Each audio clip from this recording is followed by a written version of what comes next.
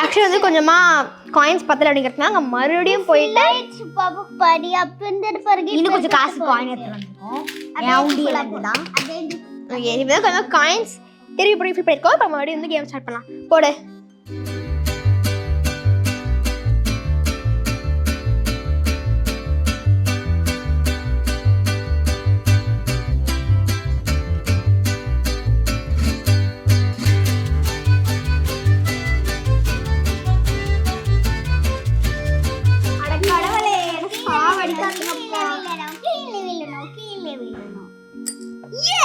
இப்போ இன்னும் ஒரு 3 காயின் போட்டணும்னு நினைக்கிறேன்.